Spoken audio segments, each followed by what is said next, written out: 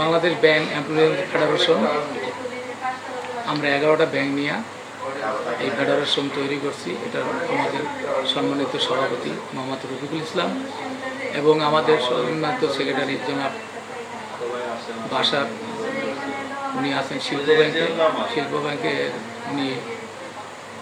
উনি সেক্রেটারি, এবং রফিকুল ইসলাম রফিক ভাই উনি জনতা ব্যাংকের সিবিআই সেক্রেটারি এবং বিলসেরও অর্থ সম্পাদক এবং জাতীয়তাবাদী শ্রমিক দলেরও উনি অর্থ সম্পাদক।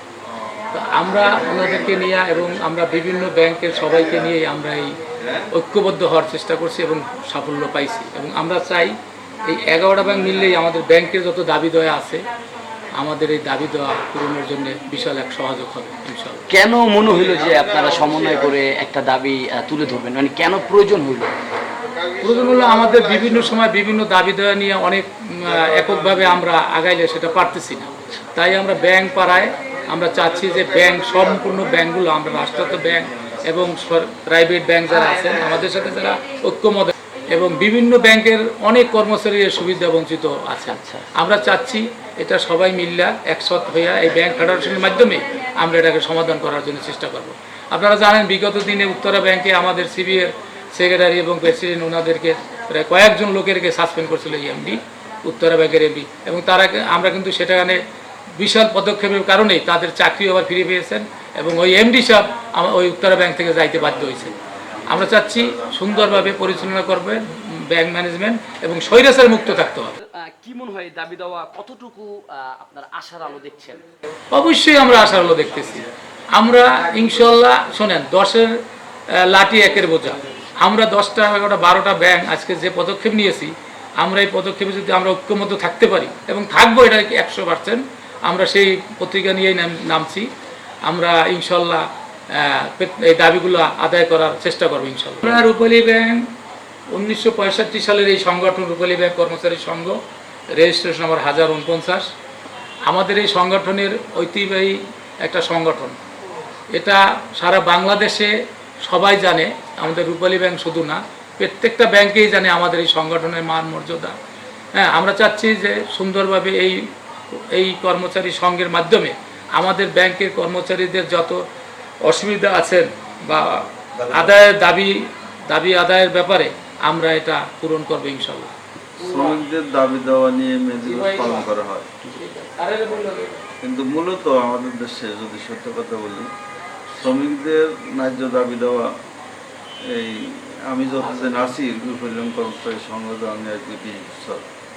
দাবি দেওয়া আদায় হইতে দেখিনি। এর কারণ হলো যারা শ্রমিকদের দাবি দেওয়া দিবে তারা হইল শিল্প প্রতিষ্ঠানের মালিক, এবং আমি যে দল করি সেই দলের বড় বড় নেতারা দেখছে বিভিন্ন গার্মেন্টসের মালিক, কারখানার মালিক, তো হেরেই তো শ্রমিকদের দাবি দেওয়া ঠিক মতো দেয় না। তা আমরা কার বিরুদ্ধে আন্দোলন করব? তারপরেও মে দিবসে শ্রমিকদের দাবি দেওয়া নিয়ে আমরা ব্যাংক ফেডারেশনের পক্ষ থেকে 15টা দাবি দিয়েছি।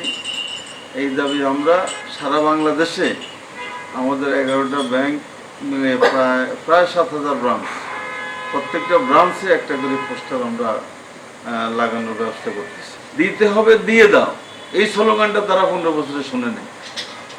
কারণ শুনে নেই, এখানে তারা তাদের কাজ করছে, তাদের যে সংগঠন, এদেরকে আমরা দেখছি ফেসবুকে যে রূপালী ব্যাংকে দেখছি যে তখনকার এমডি আওয়ামী লীগের যারা শ্রমিক সংগঠন করত তাদের চামচ দিয়ে কেক খাওয়াই দিতেছে, আবার ওই এমডিরা খাওয়াই দিতেছে।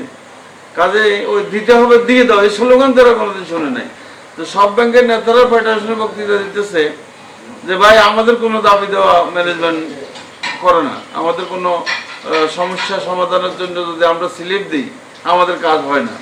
তা আমি বললাম যে আপনাদের কাজ হবে না এটাই তো স্বাভাবিক, কারণ আপনাদের কাজ হবে তখন যখন আমরা বাংলাদেশ ব্যাংকের গভর্নরের কার্যালয় ঘেরাও করব, তখন হবে দাবি দেওয়া আদায়। কারণ এই ব্যাংকিং সেক্টরে কে চেয়ারম্যান হবে, কে এমডি হবে, এটার প্রস্তাব করে কে? গভর্নর। গভর্নর যদি আওয়ামী লীগের লোক প্রস্তাব করে সে এমডি হয়।